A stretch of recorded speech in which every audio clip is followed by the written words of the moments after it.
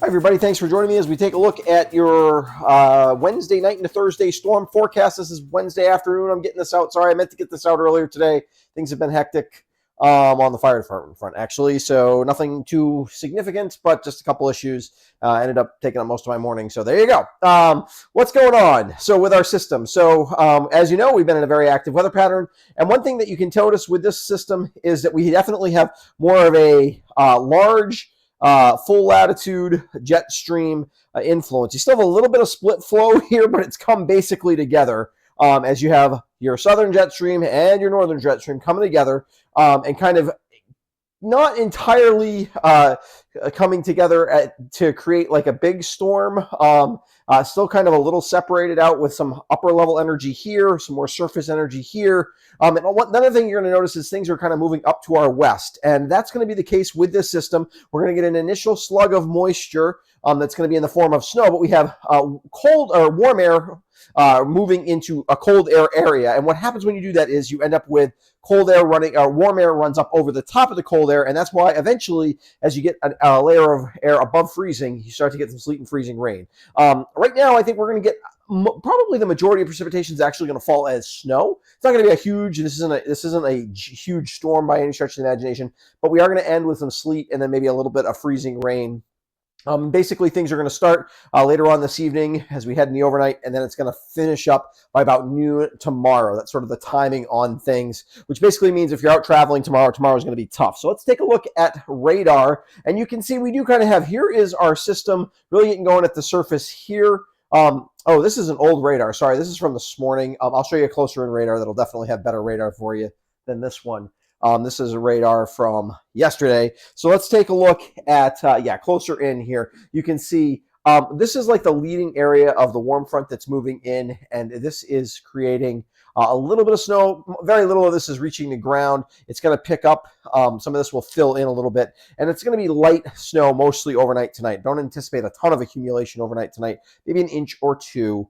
And then things pick up in intensity, it looks like late overnight. And I've got a map that's going to kind of show you that, where some of us who transition a little bit later tomorrow get a little bit more snow, whereas some of the lower elevations and some of the more southerly elevation or locations change over to sleet that kind of knocks down accumulation map kind of precipitation things. This pretty good shield of snow is mostly going to go to our north, actually well to our north, and it's actually some of this that's going to get filled in here as the system comes up kind of to our west. So let's take a quick look at what's happening. These are called wind streams, and this is interesting, just kind of showing you what's happening, and both at the temperature. This is surface temperature, and you can see kind of a warm area of temperature that it has moved in across just to the west of the Appalachian Mountains. And that's going to try to sneak up west of us here across southern Vermont. One thing that's going to happen here is this could be more snow and more frozen precipitation east of the Greens than west of the Greens. You'll see that a little bit in the snowfall map. It's one of the things that's going to happen here. So if you're in the Route 7 corridor from Bennington up to Manchester up to Rutland, I think you change over a little earlier. And you get less snow and then less freezing on top of that, versus places east of the Greens. It holds a little bit better because what happens is the mountains kind of stop that warm air from moving in as much. It just takes a little bit longer. And you can see we haven't turned to a southerly direction yet, but you can see we're starting to move that way. As the storm closes in, you've got this kind of southeasterly winds across a lot of Pennsylvania. Here we're basically clear, but we're going to turn things more onshore, and eventually we'll get some of those southeast winds in as well. And of course, that's where we're going to help even to the east of the Greens start to move some of this warmer air in as well, which is why we may even end as a little bit of just plain rain. Let's take a quick, let's go to the, all right, so let's take a look at the model, that one model as it runs through what's going to happen overnight tonight into tomorrow. And you can see first we're light, and then as things start to get a little bit more steady and heavier towards morning, we also see some of those purples and pinks. Purples is sleet, pinks is freezing rain. This is just the best guess by the model, but you can see that starts to move in as we head through tomorrow morning,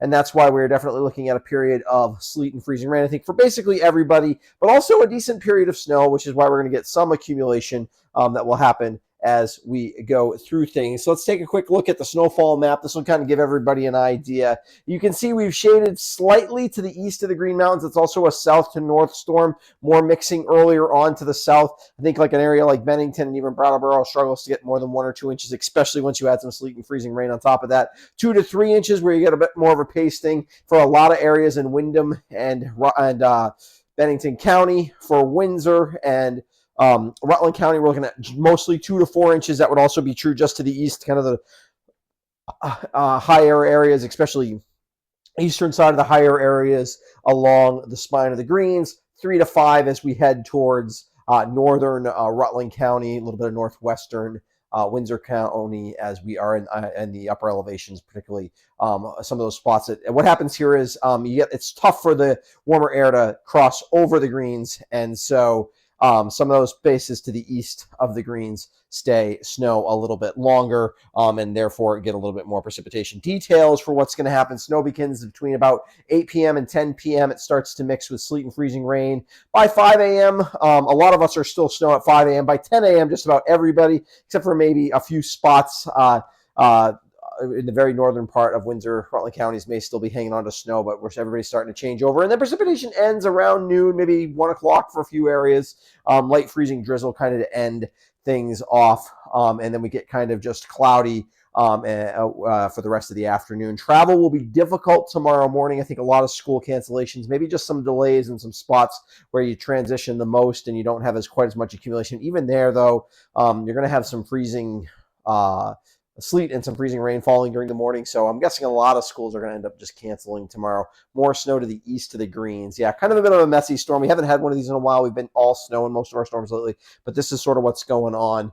With this one, there's another storm coming this weekend. And so I will be back on Friday with a weekend look at the forecast. I do want to give a quick shout out to my patrons. They get a weekend forecast today. Now, the story on the weekend storm, lots of details still to be worked out, but I give them an idea of what's going on, and I give them the weekend forecast for the 4-day weekend, or sorry, for the 3-day weekend this weekend with President's Day coming up. If you're interested in getting that forecast, you can become a patron. There's a $2 level and a $5 level, so go ahead and jump in on that if you like. All of those people get my weekend forecast every Wednesday. So if you're interested in that, if you sign up in the next day or so, whenever you sign up, I will quickly send off that forecast to you. It goes just to the patrons, like I said. So, yeah. But otherwise, you can certainly check out my forecasts. I generally try to have a forecast for you Monday morning and on Friday morning. And so I will have a Friday morning forecast, which looks at the storm over the weekend, especially. Hopefully, I'll have another forecast out about that storm as well sometime, maybe Saturday morning. But again, trying to get forecasts out have been a little hectic here with life schedule. So, yeah, it's been tough to get extra forecasts out. But anyways, thanks for supporting the channel for my patrons. I'll be back on Friday with a look at your weekend forecast.